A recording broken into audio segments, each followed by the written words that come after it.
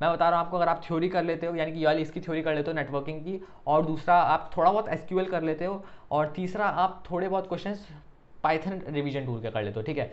सिर्फ अगर आप इतना कर लेते हो, हाँ भाई महारती हूँ चंक लेते यार, तो इस पर्टिकुलर वीडियो में हम कर रहे हैं पूरा क्लास 12 कंप्यूटर साइंस का सिलेबस, ठीक है। और यार वीडियो को एंड तक देखना, और वीडियो ज़्यादा लंबी नहीं होगी, सिर्फ 2 से ढाई घंटे के अंदर मैं पूरा सिलेबस अच्छे से आपको कवर करा रहा हूँ। कुछ चीज़ें यहाँ पे छूट भी रही होंगी, बट वो सारी चीज़ें वो होंगी जो ज़्यादा इंपॉर्टेंट नहीं है। मैं सबसे ज़्यादा इंपॉर्टेंट आपको वो बताऊंगा जो कि एग्जाम से पूछा जाता है, ताकि आपको कम टाइम में आप ज़्यादा से ज़्यादा मार्क्स स्कोर कर पाओ, ठीक है। तो यार सबसे पहले पाइथन रिवीजन टूल सामने आपको स्क्रीन दिख रही होगी, ठीक है। यहाँ पे आपको सबसे पहले इंट्रोडक्शन टू पाइथन, कुछ जो भी चीज़ें मैं स्किप कराते कराते चलूंगा, जो मोस्ट इंपॉर्टेंट चीज़ है वो भी बताते जाऊंगा, ताकि आपका पूरा रिवीजन फास्ट वे में कवर हो जाए। सबसे पहले आपका introduction to Python advantages, readability अच्छी होती है, लार्ज स्टैंडर्ड लाइब्रेरी होती है इसके पास, वर्सेटाइलिटी है, ये सब इसके एडवांटेजेस है, ठीक है। और कुछ डिसएडवांटेजेस भी दे रखे हैं, इसकी पूरी टेबल है, इसको जस्ट आप टेबल को एक बार पढ़ के चले जाना, डिफरेंसेस कभी कभी आ जाते हैं, तो इसलिए मैंने नोट्स में दे रखा है, इनको बस एज इट इज पढ़ लेना, और उसके अलावा कुछ ज़्यादा नहीं करना। इसको पढ़ के नेक्स्ट टोकन्स, टोकन्स में हमारे कीवर्ड्स होता है, आइडेंटिफायर होता है, लिटरल होता है, पंक्चुएशन होता है, और ऑपरेटर होता है। इसके अंदर सारी चीज़ें मैंने यहाँ पे इन नोट्स में बताई रखी है। कीवर्ड्स क्या होता है हमारे, जैसे कि फॉर है, इन है, इफ है, प्रिंट है, ये सारे कीवर्ड्स होते हैं। कीवर्ड्स वो रिजर्व वर्ड्स होते हैं जिनको कि हम किसी भी तरीके से हम यूज नहीं कर सकते, उनका एक अपना अलग मतलब होता है, रिजर्व होते हैं, राइट। एंड आइडेंटिफायर्स, जैसे कि जिन भी चीज़ों को हम आइडेंटिफाई, जैसे कि यहाँ पे आई है, आई को मैं क्या कर रहा हूँ, एज एन आइडेंटिफायर यूज कर रहा हूँ, क्योंकि इसको मैंने कुछ एक पर्टिकुलर वैल्यू दे रखी है, फिर किसी चीज़ से आइडेंटिफाई करने के लिए मैं इसको यूज कर रहा हूँ। तो आइडेंटिफायर्स क्या होते हैं, names given to various program elements, ठीक है। नेक्स्ट आपका लिटरल्स, लिटरल्स यानी कि जो भी आपकी वैल्यूज, न्यूमेरिकल वैल्यूज है, उनको हम लिटरल्स बोलते हैं, जैसे कि कांस्टेंट्स या फिर फिक्स्ड वैल्यूज जो भी प्रोग्राम्स में यूज हुई है, जैसे कि यहाँ पे 7 है, 1 है, और 2 है, 0 है, ये सारे सारे आपके लिटरल्स है। नेक्स्ट आपका पंक्चुएशन, जो भी यहाँ पे जैसे कि कॉलन है, ठीक है, या फिर आपके जितनी भी चीज़ें हैं जो कि आपकी साइन का काम कर रही है, ठीक है, एक टाइप के जो आपके स्पेशल सिंबल्स है वो आपके पंक्चुएशन में आते हैं, symbols use to structure code and separate statements. Next आपका ऑपरेटर, ऑपरेटर यार जैसे कि यहाँ पे मल्टीप्लाई, कई बार मल्टीप्लाई का ऑपरेटर होता है, ठीक है, अलग अलग टाइप के ऑपरेटर्स होते हैं, वो भी हम अच्छे से यहाँ पे देख लेंगे। यहाँ पे कोई भी ऑपरेशन करने के लिए हम जो भी यूज करते हैं वो चीज़ हमारी ऑपरेटर्स होती है, ये हो गया हमारा इसमें से। नेक्स्ट आपका ये एक लिस्ट ऑफ कीवर्ड्स दे रखी है, करना क्या, इसको बस एज इट इज पढ़ लेना एक बार, ठीक है, पूरी की पूरी लिस्ट यहाँ पे आपके नोट्स में दे रखी है, and, as, assert, break, continue, class, और D F, D L, elif, else, except, false. Finally यहाँ से क्वेश्चन कैसा आता है, वो आपसे पूछ लेंगे which of the following is not a keyword, ठीक है, और इनमें से कोई सा हो सकता है कि जो कीवर्ड नहीं होगा वो आपको दे देंगे, और बाकी सब कीवर्ड्स होंगे, तो वो आपको आइडेंटिफाई करना पड़ेगा कि कौन सा कीवर्ड नहीं है। एक तो इस टाइप के क्वेश्चन आते हैं यहाँ से मेनली, तो इसलिए मैंने पूरी पूरी लिस्ट आपको दे दी है, ताकि आपको पता हो कि कौन कौन से कीवर्ड्स होते हैं, और साथ में यहाँ पे क्या करते हैं वो भी लिखा हुआ है। अगली चीज़ यहाँ पे एक चीज़ और इंपॉर्टेंट ध्यान रखना, सब में ही मोस्टली जो हमारा फर्स्ट लेटर होता है वो हमारा कैसा होता है, स्मॉल लेटर होता है, बट ट्रू और फॉल्स, ट्रू फॉल्स और नन, मेनली ये तीन चीज़ें हमारी ऐसी हैं, ट्रू फॉल्स नन, और इसके अलावा शायद कुछ और नहीं है, ठीक है। देखो यहाँ पे फॉल्स, फॉल्स का एफ कैपिटल है, देन आपका जो ये आपका नेक्स्ट ट्रू, ट्रू का टी कैपिटल है, एंड नन का एन कैपिटल है, बाकी सब कुछ आपका स्मॉल में होता है, बट ये आपको ध्यान रखना है ये सारे सारे कैपिटल में होते हैं। तो अगर मैं स्मॉल टी आर यू ई लिखूंगा स्मॉल टी के साथ, तो वो आपका क्या होगा, वो आपका एक इसमें रिजर्व वर्ड नहीं होगा, ठीक है, वो आपका रिजर्व वर्ड नहीं होगा, वो आपका कीवर्ड नहीं होगा, वो आपका सिंपल कोई भी वेरिएबल बन सकता है, कोई भी आइडेंटिफायर बन सकता है, ये आपको याद रखना है। अगली चीज़ आपके आइडेंटिफायर्स, ये रूल्स हैं आइडेंटिफायर्स के, ठीक है। ऐसे क्वेश्चन बहुत बार आते हैं फ्रीक्वेंटली, जिसमें कि आपसे पूछ लेंगे कि इनमें से बताओ कि कौन सा आइडेंटिफायर है, कौन सा आइडेंटिफायर नहीं है, किसको हम आइडेंटिफायर बोल सकते हैं, किसको नहीं बोल सकते। सबसे पहला रूल, कोई भी रिजर्व वर्ड्स आप आइडेंटिफायर में नहीं ले सकते। दूसरा, यही लेटर्स होने चाहिए सिर्फ, या तो स्मॉल ए से स्मॉल जेड, या तो कैपिटल ए से कैपिटल जेड, या फिर अंडरस्कोर, इसी से ही स्टार्ट हो सकता है और किसी से स्टार्ट नहीं हो सकता। कभी आप ऐसा सोचो कि किसी नंबर से स्टार्ट कर सकते हैं, नहीं कर सकते। कुछ एग्जांपल्स दे रखे हैं, जैसे कि वैलिड आइडेंटिफायर्स, ये सब है, माई अकाउंट 1 पी आई, ठीक है, अंडरस्कोर, ये सब कुछ आपके क्या है, वैलिड आइडेंटिफायर्स है, बट ये सबके सब इनवैलिड है। यहाँ पे क्यों, क्योंकि ये आपकी डिजिट से स्टार्ट हो रहा है। यहाँ पे क्यों, क्योंकि यहाँ पे एक सिंबल आ गया, हाइफन आ गया, ठीक है, वो हम नहीं ले सकते। यहाँ पे क्यों, क्योंकि इफ आपका क्या है, एक कीवर्ड है, इसलिए इफ भी नहीं हो सकता। अगर आपका स्पेसेस नहीं ले सकते तो फिर स्पेसेस नॉट अलाउड, यहाँ पे देख रहे हो स्पेसेस आ रखे बीच में, तो इसको भी हम नहीं ले सकते। अगला हैश सिंबल से स्टार्ट हो रहा है, ऐसा स्पेशल कैरेक्टर्स नहीं हो सकते। तो यार ये सब कुछ आपका इससे रिलेटेड है। नेक्स्ट आपका लिटरल्स, लिटरल्स में देखो तीन, ये टोटल 5 चीज़ है। पहला स्ट्रिंग, बूलियन, नन, न्यूमेरिक और लेटर कलेक्शंस। यहाँ पे आपका हेलो वर्ल्ड, अब यहाँ पे ध्यान रखो, स्ट्रिंग के अंदर 3 तरीकों से लिखा जा सकता है, पहला सिंगल कोट्स, दूसरा डबल कोट्स, तीसरा ट्रिपल कोट्स। सिंगल कोट्स में आपका सिंगल लाइन ही होती है, डबल कोट्स में भी आपकी सिंगल लाइन ही कमेंट होती है, वो मतलब कमेंट अगर आपको उसको स्ट्रिंग बनाना है तो यहाँ पे सिंगल लाइन स्ट्रिंग ही बनेगा, बट ट्रिपल कोट्स में आपका मल्टी लाइन स्ट्रिंग बना सकते हो। अगर आपको मल्टी लाइन स्ट्रिंग लिखना है तो वहाँ पे आपको ट्रिपल कोट्स यूज करने होते हैं, ये बात ध्यान रखना। बूलियन बूलियन में ट्रू और फॉल्स, नन में represents the absence of a value, none क्या करेगा, किसी वैल्यू के एब्सेंस को डिनोट करेगा यार ये नन वगैरह, ठीक है। और नल नेक्स्ट आपका क्या है, न्यूमेरिक इंटीजर्स जैसे कि 42 -10 ये सब इंटीजर। न्यूमेरिक में आपके तीन हो गए हैं, दैट इज इंटीजर, फ्लोट और कॉम्प्लेक्स नंबर्स। यहाँ पे मेनली आपको दो ही पढ़ने होता है, दैट इज इंटीजर्स 42 और -10 और फ्लोट्स। कोई भी पॉइंटिंग वैल्यूज को, जो भी पॉइंट वाली वैल्यूज होंगी उनको हम फ्लोट में लेंगे, और कोई भी आपकी इंटीजर वैल्यू जिसके इंटीजर्स होते हैं 1 2 3 4 और -1 -2 -3 ये सारे आपके इंटीजर्स हो गए। और ये आपके literal connections, list, tuples, dictionary, इनको भी हम शॉर्ट में भी देख लेंगे। लिस्ट कैसा होता है, छोटी मोटी चीजें जो आपको याद रखनी है, list are enclosed in square brackets, tuples in round brackets, dictionary in curly braces, ठीक है। और डिक्शनरी होती क्या है, की और वैल्यू का पेयर होता है, राइट। एंड सेट्स भी हमारा कर्ली ब्रेसेस में होता है, बट यहाँ पे कोई की वैल्यू पेयर नहीं होता। टपल्स में भी अब डिफरेंसेस के लिए ये याद रखो कि जो लिस्ट है वो क्या है, उसमें हमारे म्यूटेबल होती हैं चीज़ें, यानी कि उनमें हम क्रिएशन के बाद भी चेंज कर सकते हैं, टपल में हम क्रिएशन के बाद चेंज नहीं कर सकते। अगली चीज़ पंक्चुएशन, जैसे कि यहाँ पे सेमी कॉलम दे रखा है, ठीक है, कॉमा दे रखा है, पीरियड दे रखा है, ये क्या कुछ पंक्चुएशन के एग्जाम्पल्स हैं। नेक्स्ट ऑपरेटर्स में यहाँ पे ये चीज़ इंपॉर्टेंट है, ठीक है, यहाँ से क्वेश्चन कई बार बनते हैं। Arithmetic operator, logical operator, comparison operator, पूछ सकते हैं कि कौन सा ऑपरेटर है, कोई साइन दे दिया एंड पूछा इनमें से कौन सा ऑपरेटर है ये है, या फिर कोई कुछ ऑपरेटर्स दे दिए और पूछा इनमें से कौन सा अरिथमेटिक है, तो आपको पता होना चाहिए कि अरिथमेटिक वाले ये सब है, जैसे कि plus minus multiply divide, normal जो हमारी कैलकुलेशन मैथ्स वाली होती है वो अरिथमेटिक क्या है। कंपैरिजन में is not equals to, is double is equals to, या फिर is greater than, is less than, ये सारे आपके किसमें कंपैरिजन में है। लॉजिकल में आपका क्या है, एंड और नॉट, ये सब आपके लॉजिकल के होते हैं। असाइनमेंट में कोई भी वैल्यू असाइन करनी है, plus is equals to, minus is equals to, ये आपका असाइनमेंट के लिए होता है। आइडेंटिटी के लिए इज और इज नॉट, यानी कि अगर चेक करना है कि दो ऑब्जेक्ट सेम है या फिर नहीं है तो उसके लिए हम इज और इज नॉट करते हैं। एंड मेंबरशिप के लिए अगर कोई एलिमेंट उस पर्टिकुलर किसी भी के अंदर है, लिस्ट टपल किसी भी चीज़ के अंदर है, आइटरेबल ऑब्जेक्ट के अंदर है, तो हम उसमें क्या कर सकते हैं, मेंबरशिप से चेक करेंगे, जैसे कि इज और इन नॉट, क्या वो एलिमेंट इसमें है या फिर नहीं है, तो इन और इन नॉट।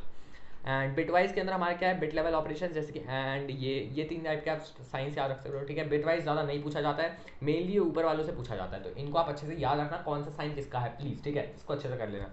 अगला है हमारा executing Python programs, simple Python programs, जिसकी हेलो महारथी प्रिंट करना है, तो प्रिंट करने के लिए ये तो आपको पता ही होगा, ठीक है, सिंपल है। डाटा टाइप्स में देखो number, string, Boolean, list, tuple, sites, dictionary. कुछ चीज़ें इंपॉर्टेंट चीज़ें यहाँ पे, जिसकी नंबर्स का क्या है, integer, float, complex number. String में ये चीज़ मैंने आपको ऑलरेडी बता दी है, बूलियन की आपको ये चीज़ आई थिंक ऑलरेडी रिपीट हो गई है, ठीक है, ये आपको मोस्टली पता ही है। तो अगला देखते हैं, कंडीशनल स्टेटमेंट के अंदर इफ कंडीशन दे, अच्छा इफ एलिफ एल्स, मैंने अभी पाइथन वाला जो प्रोग्रामिंग वाली वीडियो आई थी उसमें अच्छे से बताया था, और अगर आपने वो वाली वीडियो भी देखी है वो भी देख सकते हो। यहाँ पे इफ के लिए क्या करता है, कोई भी कंडीशन अगर हमें लगानी होती है तो हम सबसे पहली कंडीशन उसको चेक करने के लिए हम क्या करते हैं, इफ लिखते हैं, उसके बाद उसकी कंडीशन लिखते हैं, देन कॉलम्स लगाते हैं, ये आपको इतना याद रखना है। एंड कॉलम्स के नीचे यहाँ पे इंडेंटेशन का स्पेस आता है, और उसका सीधे कोड टू एग्जीक्यूट, कौन सा कोड आपको एग्जीक्यूट करना है, जैसे कि यहाँ पे दे रखा है number is equal to 7, if number is greater than 0 तो प्रिंट कर दो द नंबर इज पॉजिटिव। तो हम नंबर के अंदर कोई भी वैल्यू ले सकते हैं, तो अगर नंबर क्या है 0 से बड़ा होगा तो हम प्रिंट कर देंगे नंबर क्या है, पॉजिटिव है। अगला देखते हैं इफ एलिफ में, अगर इफ स्टेटमेंट फॉलो नहीं होता तब वो किसमें जाएगा, सीधा एल्स में जाएगा, यानी कि अगर इफ स्टेटमेंट नहीं है, इफ स्टेटमेंट सही नहीं है तो वो सीधा किसमें चले जाता है, एल्स में चले जाता है, अनटिल अनलेस बीच में कोई एलिफ की वैल्यू नहीं है। अगर एलिफ की वैल्यू है तो वो पहले एलिफ चेक करेगा, ठीक है, बट एलिफ है ही नहीं तो आप वो सीधा इफ को छोड़ेगा, तो सीधा एल्स में जो कुछ भी बोला है वो कर देगा। तो इफ अगर गलत है तो सीधा एल्स फॉलो हो जाएगा, जैसे कि यहाँ पे अगर ये वाला स्टेटमेंट रॉन्ग हो गया तो सीधा एल्स फॉलो हो जाएगा। नेक्स्ट आपका यहाँ पे इफ एलिफ एल्स में क्या होता है, सबसे पहले इफ चेक करेगा, इफ गलत हुआ तब जाके वो एलिफ पे जाएगा, अगर एलिफ भी गलत हुआ तब जाके वो एल्स पे जाएगा। और एलिफ आप एक से ज़्यादा भी यूज़ कर सकते हो, एलिफ में ऐसी कोई टेंशन वाली बात नहीं है, आप कितने भी एलिफ लगा सकते हो। अगला है आपका यहाँ पे, ठीक है, ये सब कुछ सिंपल पाइथन प्रोग्राम, जैसे कि एब्सोल्यूट वैल्यू फाइंड करने के लिए हम एबीएस नाम का यार एक फंक्शन होता है, इसमें और भी अलग अलग तरीके होता है, ठीक है। एब्सोल्यूट फाइंड करने के लिए हम क्या कर सकते हैं, यहाँ पे इस नंबर को पॉजिटिव लेना है, बेसिकली एब्सोल्यूट वैल्यू होती क्या है -1 से हमें इसको +1 में चाहिए, तो यहाँ पे एक एब्स फंक्शन भी होता है एबीएस करके, एब्सोल्यूट वैल्यू निकालने के लिए उसका भी हम यूज़ कर सकते हैं। सॉर्ट करने के लिए हम सॉर्टेड वाला एक फंक्शन होता है, इसका यूज़ कर सकते हैं। एंड डिविजिबिलिटी चेक करनी है तो फिर यहाँ पे देखो ये एक इंपॉर्टेंट चीज़ है, नंबर दे रखा है 10, डिविजन दे रखा है 2, तो नंबर परसेंटेज ऑपरेटर क्या करता है, ये इन दोनों को डिवाइड करके जो भी रिमाइंडर होता है उसको लेके आता है। अब वो रिमाइंडर अगर 0 के इक्वल होगा तो नंबर डिविजिबल है, अगर नहीं होगा तो फिर नंबर डिविजिबल नहीं है, तो 10 इज डिविजिबल बाय 2। नेक्स्ट आपका फॉर लूप कैसे वर्क करता है, नंबर्स की एक लिस्ट दे दी है और इसका फॉर नम क्या करेगा, सबसे पहले इस लिस्ट के अंदर सबसे पहले वाले एलिमेंट को ले लेगा, दैट इज 1 को ले लेगा, फॉर 1 इन नंबर्स, यानी कि अब 1 आ गया है नंबर के अंदर।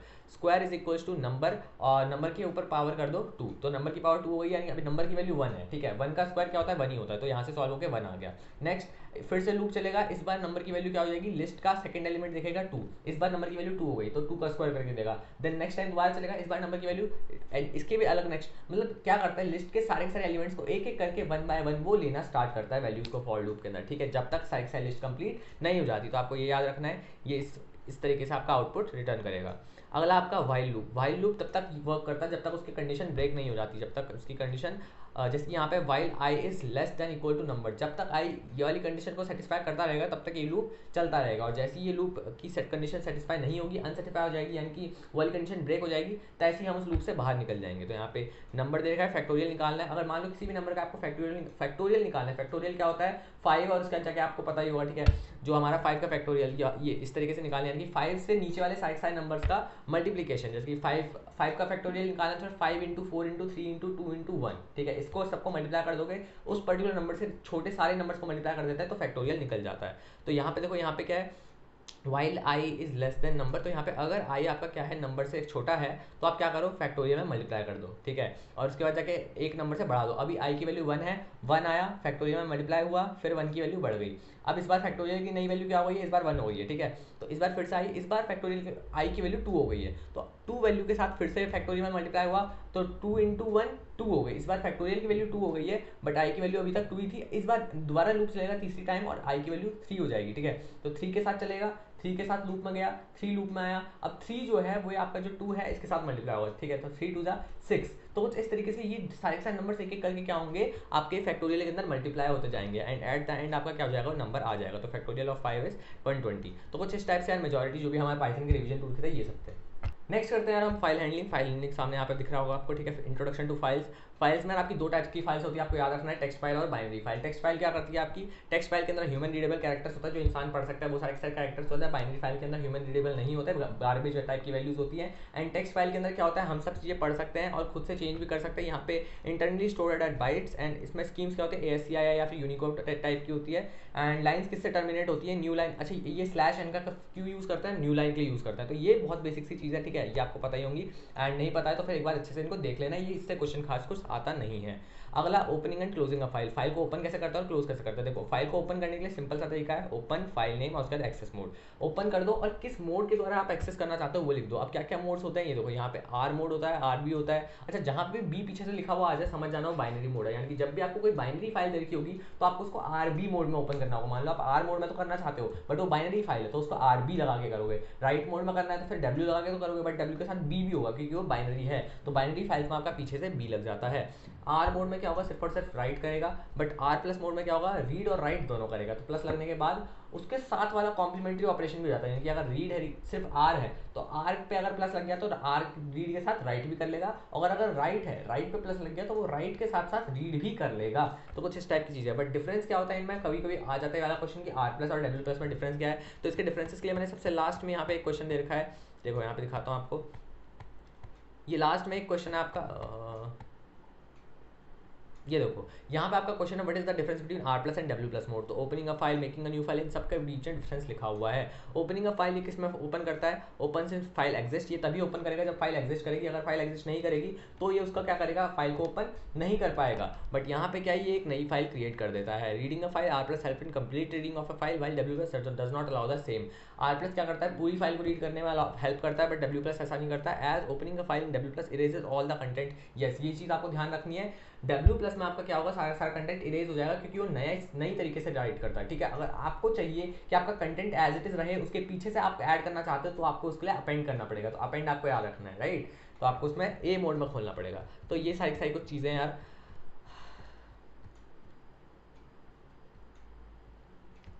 तो अब कुछ मेथड्स की बात कर लेते हैं। क्लोजिंग अ फाइल, अच्छा यहाँ पे कभी कभी क्वेश्चन आ जाता है, CBSE में क्वेश्चन एक बार आया भी था कि फाइल को क्लोज करना क्यों इंपॉर्टेंट है। तो अगर आपको अभी तक नहीं पता है तो इसको कहीं से आप गूगल वगैरह करके आंसर निकाल के रख लेना अपने पास फॉर सेफ्टी पर्पजेस, क्योंकि हो सकता है कि वाला क्वेश्चन भी आ जाए कि फाइल को क्लोज करना क्यों इंपॉर्टेंट है। तो फाइल को क्लोज करना क्यों इंपॉर्टेंट है, क्योंकि उसके सारा डाटा जो है आपको यहाँ पे दिखाया तो मैं आंसर, ताकि आपको ईजिली मिल जाए, आप यहीं से भी लिख सकते हो।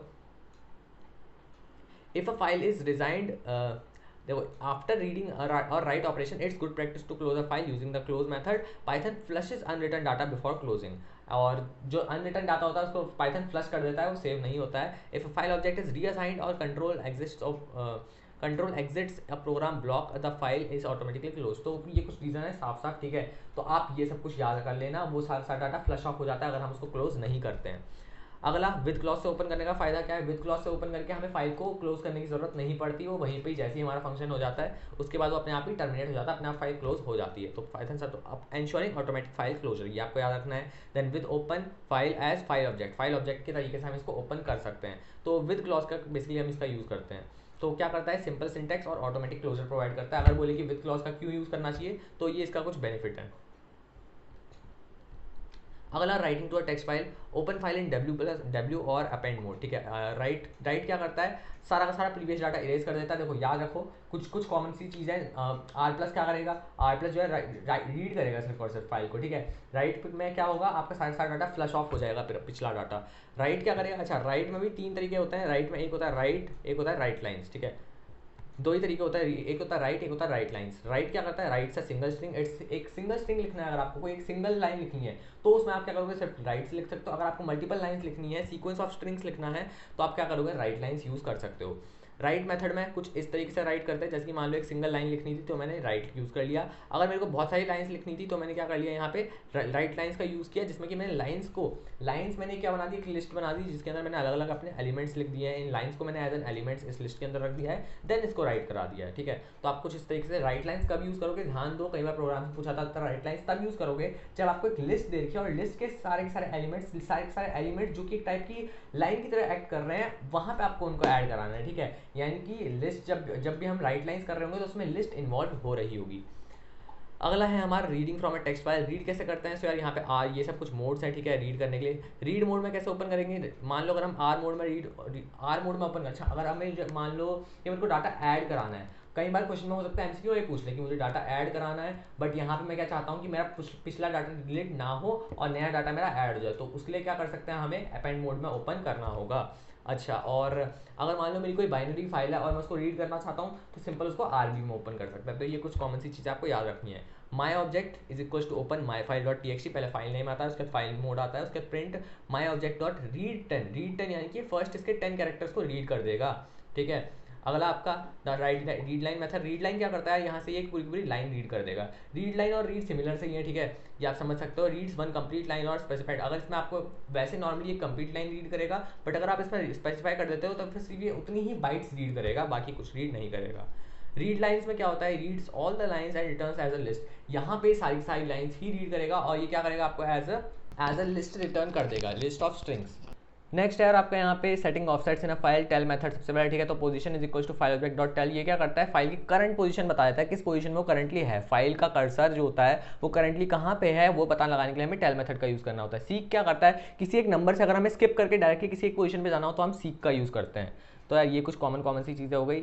एंड क्रिएटिंग ट्रैवर्सिंग फाइल, तो क्रिएट करने का तरीका क्या है, फाइल डॉट ये प्रैक्टिस अब यहाँ पे क्रिएट करनी है तो हमें क्या करेंगे, create a file for and writing data right करने के लिए सीधे हम इसको डब्ल्यू प्लस मोड में ओपन कर सकते हैं इजीली।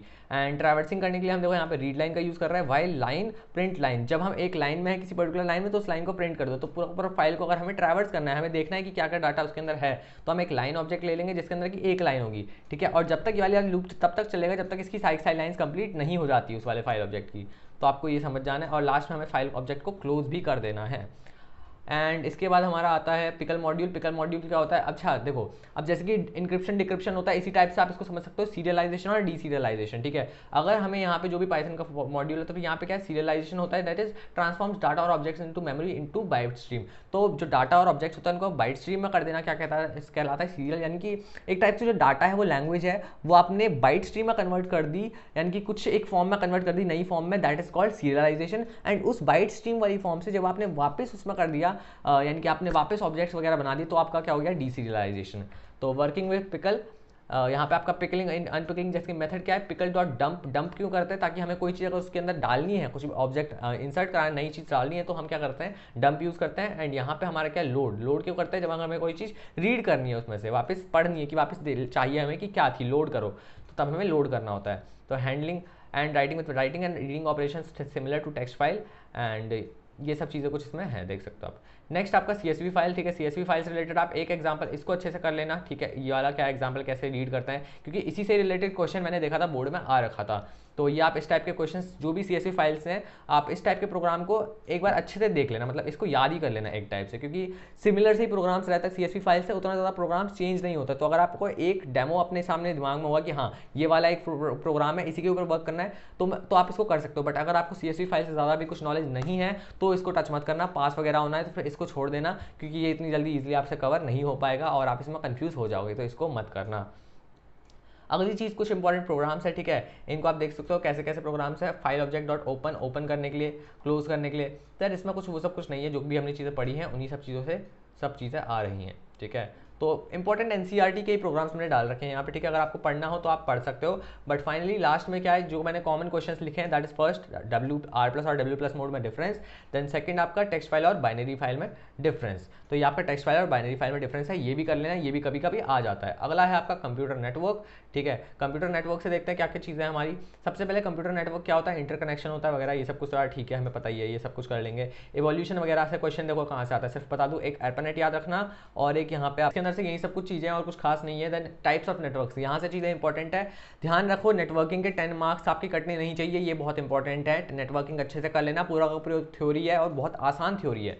सबसे पहले पैन क्या होता है, सबसे छोटी रेंज वाला होता है, सबसे घर के अंदर नॉर्मल अपने डिवाइसेस कनेक्ट करने के लिए हम पैन का यूज़ करते हैं, ठीक है। यहाँ पे हमारा क्या होता है, वायर्ड भी हो सकता है, वायरलेस भी हो सकता है, कौन से डिवाइसेस सामने आपको दिख रहे हैं। लोकल एरिया नेटवर्क जो हमारे लैन होता है, जो कि वाईफाई वगैरह होता है, जो कि हम अपना लोकली कनेक्ट करते हैं, दैट इज कॉल्ड लैन, ठीक है। तो लैन में हम कब होगा, अगर हमें छोटे मोटे डिवाइस अपने आसपास के डिवाइसेस, बट इसकी रेंज कंपेरेटिवली थोड़ी सी ज़्यादा होती है, ये आपको समझना है, ठीक है। With in a limited area, office room, ये सब कुछ, और इथरनेट केबल, इन सबका यूज़ कर सकता है। हाई स्पीड डाटा ट्रांसफर होता है यहाँ पे और सिक्योरिटी भी मिल जाती है।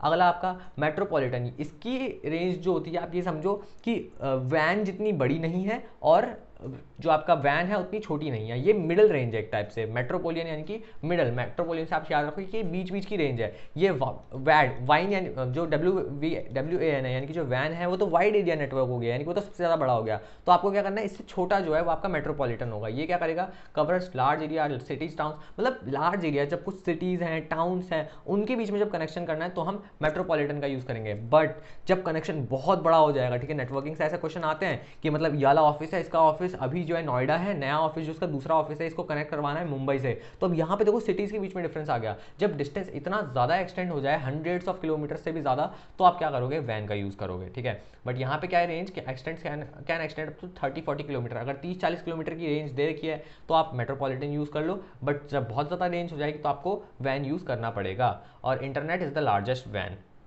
तो ये सब कुछ चीज़ों के अंदर आप कर लेना।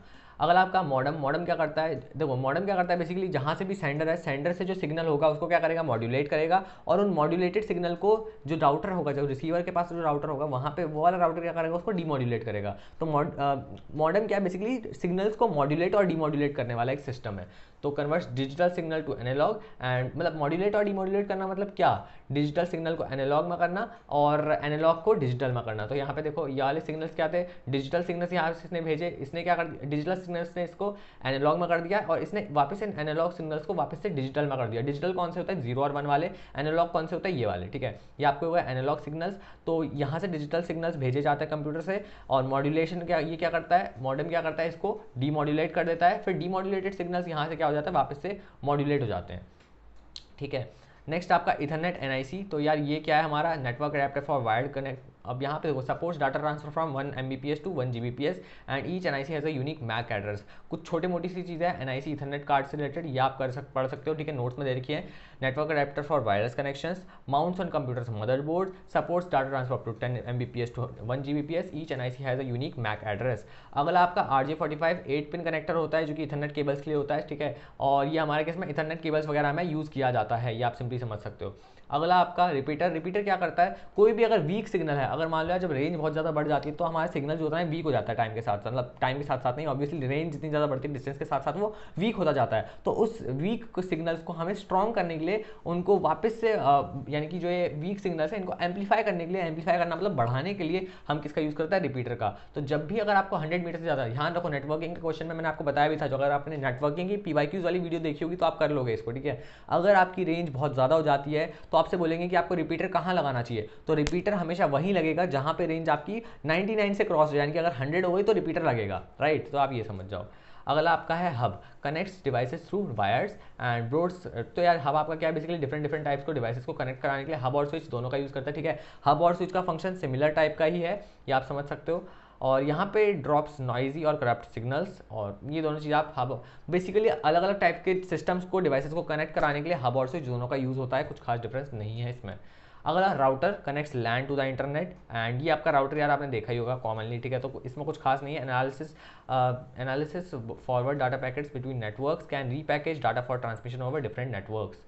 अगला गेटवे, गेटवे क्या होता है, एक सिस्टम का हेड समझ लो, जो भी चीज़ें होंगी, जो भी नेटवर्क होगा सारा का सारा वो गेटवे संभालता है, ठीक है। Acts as entry and exit point, यानी कि जैसे कि कोई स्कूल होता है तो उसको कौन मैनेजमेंट करता है, गार्ड होता है वो मैनेजमेंट करता है कि कौन आ रहा है कौन जा रहा है। सिमिलर वे में ही गेटवे क्या करता है, गेट पे खड़ा रहता है, यानी कि नेटवर्क का एक टाइप से एंट्री और एग्जिट पॉइंट होता है, जहाँ पे से कि सारे सारे सिस्टम्स के नेटवर्क्स और इंटरनेट से कनेक्ट होते हैं। Routes data packets and maintains connection information सब कुछ गेटवे के पास रहती है। अगला टोपोलॉजीज, टोपोलॉजीज देखो मेनली 3 टाइप की आपके सिलेबस में था। पहला बस टोपोलॉजी, जिसमें कि एक बस तरीके का सिस्टम होता है, राइट। ये सिंपल होती है, लेस सिक्योर होती है, लेस रिलायबल होती है, आपको पता होना चाहिए, चीपर होती है और इजी टू मेंटेन होती है। Data send from the node transmitted along the bus, यहाँ से यार हो सकता है आपका एमसीक्यू वगैरह से भी क्वेश्चन आ जाए, तो इसको आप अच्छे से कर लेना। बस टोपोलॉजी, ठीक है, एक स्ट्रेट बस की फॉर्म में होती है यहाँ पे, बट थोड़ा सिक्योरिटी वगैरह हमारी कम होती है। स्टार टोपोलॉजी, सेंट्रल नोड होता है इसमें। स्टार टोपोलॉजी में याद रखना एक सेंट्रल सिस्टम होगा जिससे बाकी सारे डिवाइस कनेक्ट हो रखे होंगे।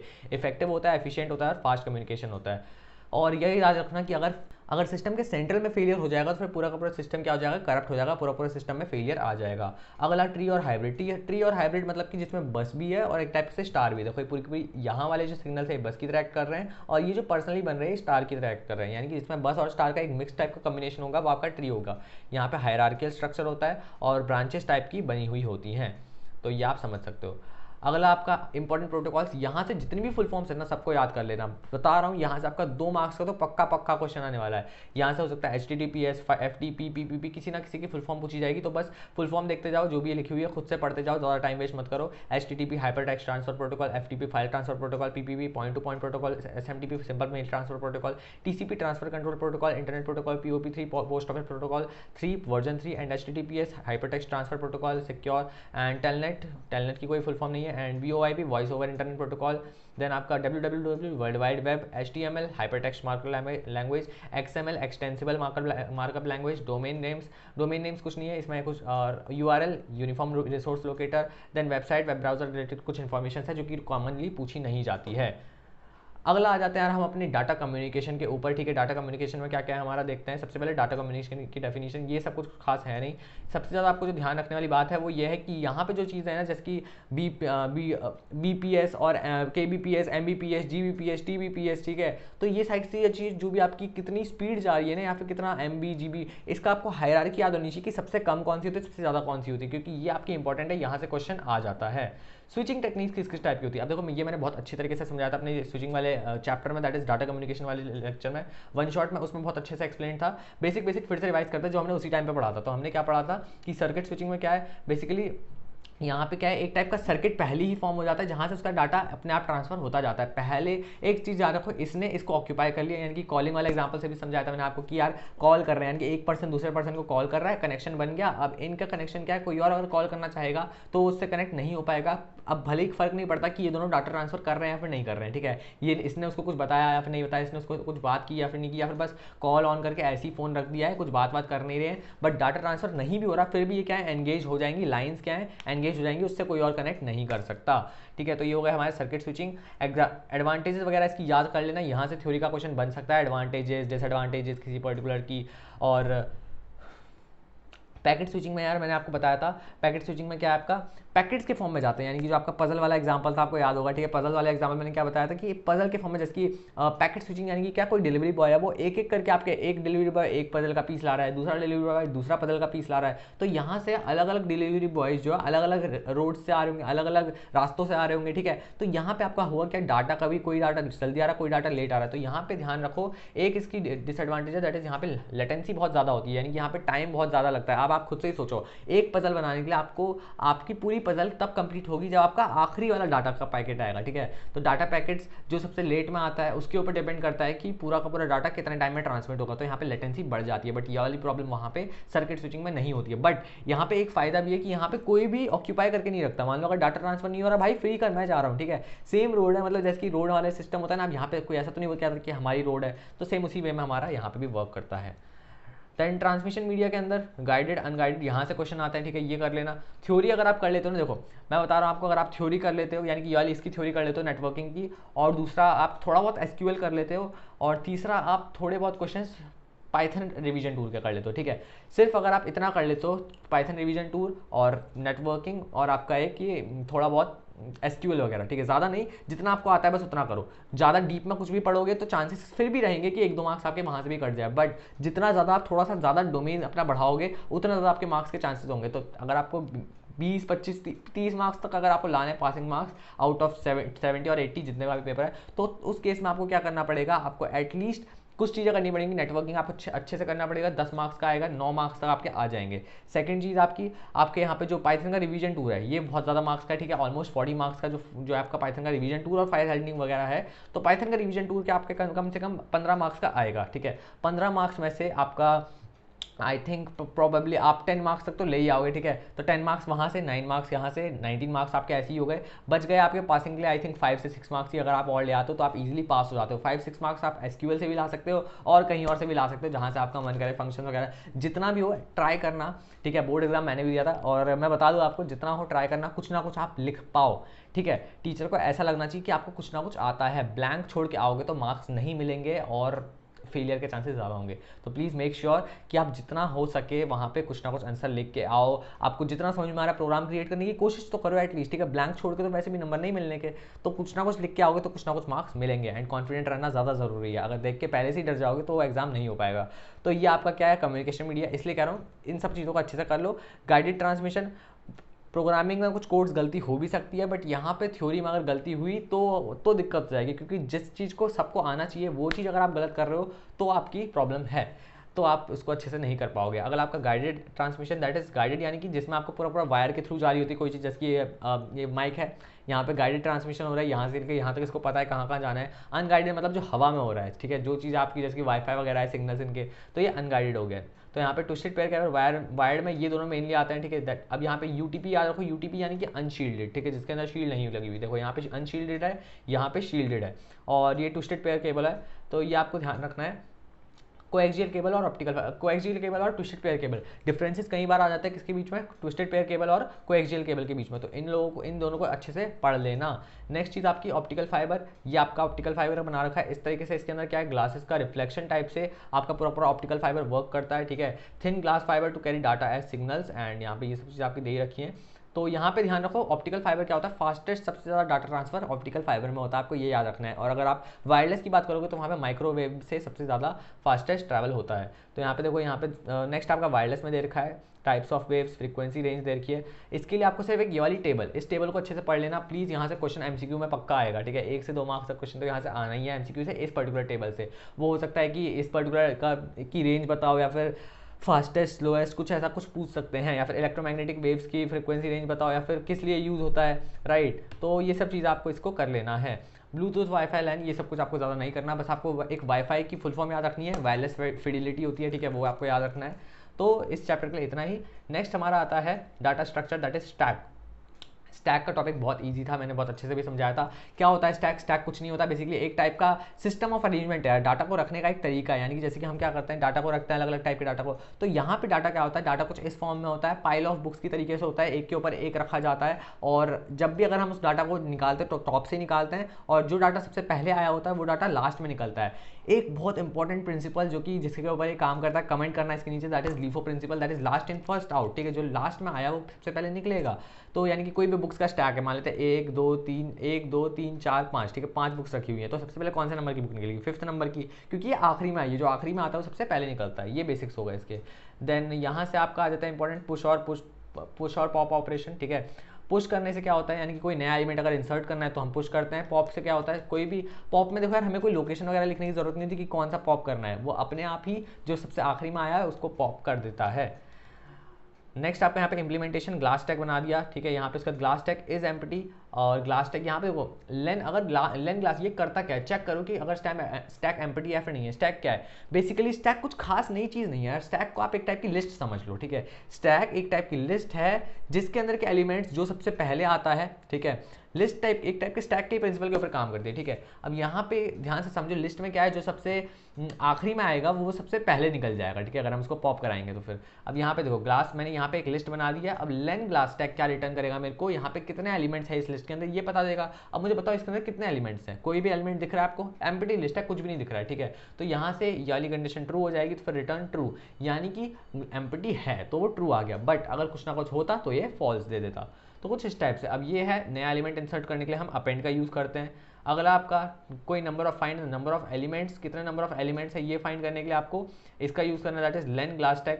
लेन, अब देखो स्टैक है, स्टैक के अंदर मैंने कुछ एक लिस्ट डाल दी। अब ये क्या करेगा, लेन ग्लास टैग फाइंड करके मुझे बता देगा कि कितने इसमें नंबर ऑफ आपके कितने नंबर ऑफ एलिमेंट्स आपके हैं इसके अंदर, मुझे बता देगा।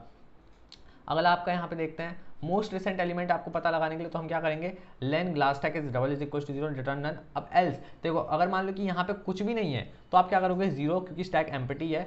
बट अगर यहाँ पे है तो फिर हम -1 वाला प्रिंट करेंगे। -1 वाला क्यों, देखो लिस्ट है, लिस्ट के अंदर 1 2 3 4 5 कोई भी एलिमेंट्स जा रहे हैं, अगर हम लेफ्ट साइड से इंडेक्सिंग करेंगे तो वो 0 से स्टार्ट होगी। बट क्योंकि हमें सबसे आखिरी वाला एलिमेंट जो है उसको पॉप कराना है, तो हम क्या करेंगे, सबसे आखिरी वाला एलिमेंट यानी कि -1 वाले को पॉप कराएंगे, ठीक है। तो यहाँ पे हम क्या करेंगे, ग्लास टैग -1, जिसकी यहाँ पे क्या है, मोस्ट रिसेंट कौन सा होगा, जो सबसे आखिरी में आया, और जो सबसे आखिरी में आया वो सबसे राइट हैंड साइड में होगा, और राइट हैंड साइड वाले एलिमेंट को बुलाने के लिए हमें -1 का यूज़ करना पड़ता है। तो इंडेक्सिंग, नेगेटिव इंडेक्सिंग आपको पता होगी, तो ये -1 रिटर्न एलिमेंट, तो यहाँ से हमारा ये हो गया। Top most element from the stack remove कराने के लिए हम सिंपली इसको पॉप कर देंगे, तो कोई इशू नहीं है। ऑल ऑब्वियस सी बात है, टॉप मोस्ट ही ऑल हमेशा रिमूव होगा, क्यों, क्योंकि ये स्टैक का प्रिंसिपल है। तो यहाँ पे पॉप कराएंगे तो टॉप मोस्ट ही रिमूव हो जाएगा। तो यार ये हमारे था स्टैक का, कुछ ज़्यादा डीप चैप्टर है नहीं, छोटा सा ही चैप्टर है, ठीक है। यही सब चीज़ें इसके अंदर है।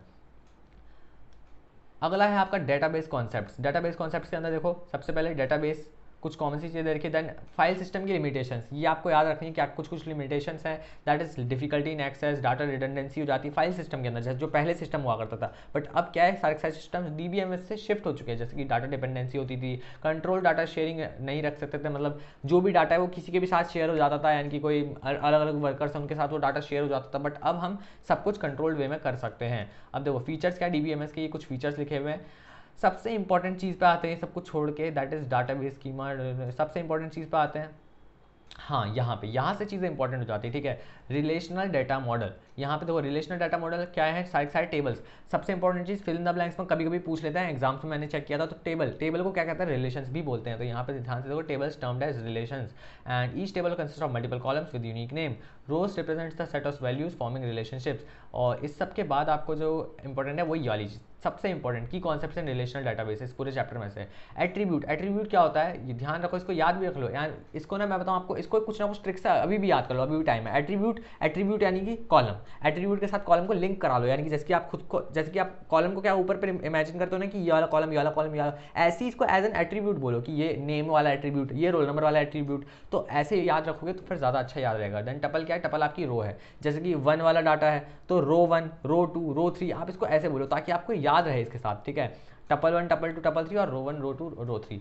तो टपल क्या है, सेम टपल और रोज एक साथ हो गए, और एट्रीब्यूट और कॉलम्स एक साथ हो गए। अगला आपका डोमेन क्या होता है, सेट ऑफ वैल्यूज जो भी वो ले सकता है, जैसे कि कोई भी एक जेंडर है तो जेंडर क्या लिख सकता है, मेल, फीमेल और नॉट वांट टू से, ठीक है, ये 3 वैल्यूज वो ले सकता है। तो ये आपकी क्या होगी, डोमेन। जो भी वैल्यूज उस पर्टिकुलर उस पर्टिकुलर एट्रीब्यूट के अंदर ली जा सकती है, वो सब कुछ हमारा क्या है, डोमेन में आता है।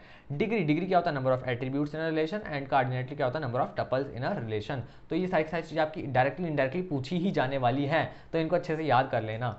अगला आपका इन सब कुछ को छोड़ दो, छोड़ दो, ये वाली चीज़ इंपॉर्टेंट, ठीक है। इसके बाद यहाँ से आपको ये करना, that is types of keys. Candidate की कौन सी होती है, वो कीज जो कि प्राइमरी की बन सकती थी, यानी कि उसके अंदर प्राइमरी की वाली सारी की सारी एबिलिटीज थी, वो ना ही कोई नल था, ना ही वो की आपकी ऐसा भी नहीं था कि वो की सेम। अब मान लो कि कोई की है, ठीक है, जहाँ पे कोई वैल्यू, कोई टेबल है, दैट इज 101, 102, 103, 104, 105, 106 ऐसे ही जा रहा है, एंड इसमें यहाँ पे 108 तक है। तो यहाँ पे कोई भी वैल्यूज ना ही रिपीट हो रही है, यानी कि सारी वैल्यूज यूनिक भी हैं, और सारी वैल्यूज में नॉट नल भी है, यानी कि कोई भी वैल्यू नल नहीं है।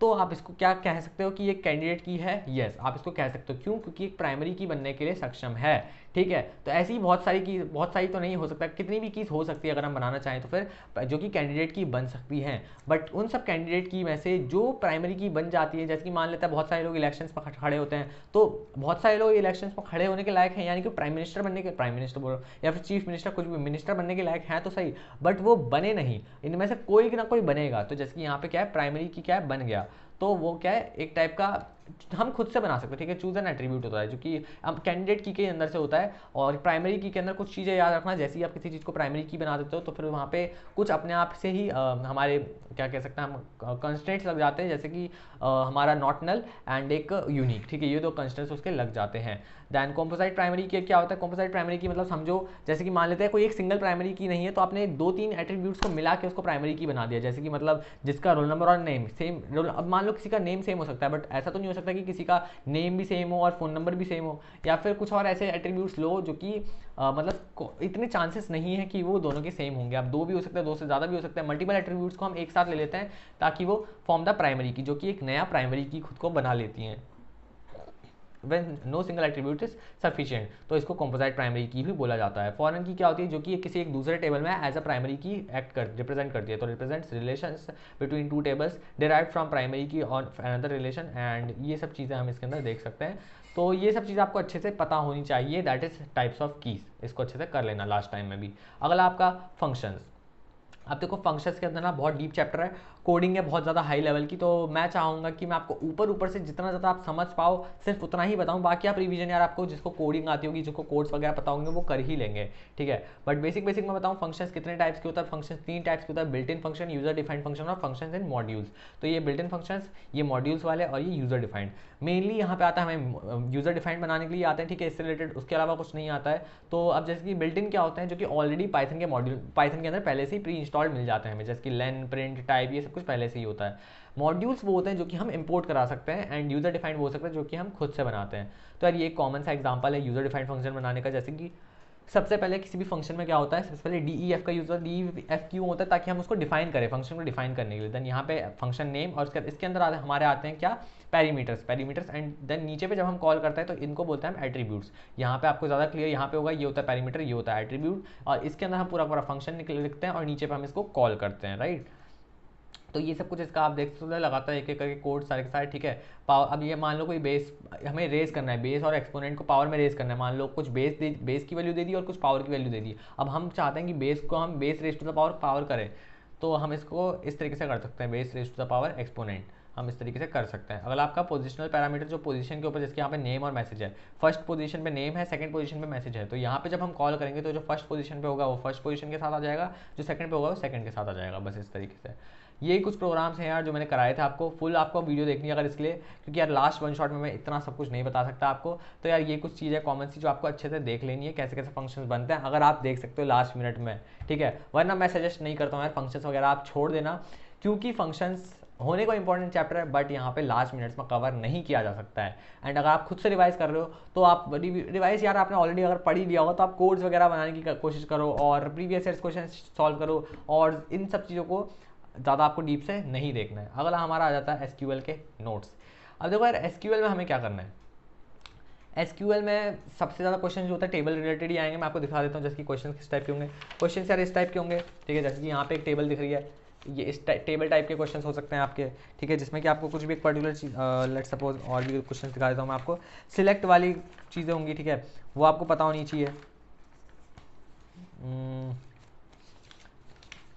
जैसे कि यार ये सब कुछ है, राइट, ये आपको सिलेक्ट वगैरह बोलेंगे कि यहाँ पे क्या आउटपुट आएगा, इससे कोड्स रन करके दे देंगे।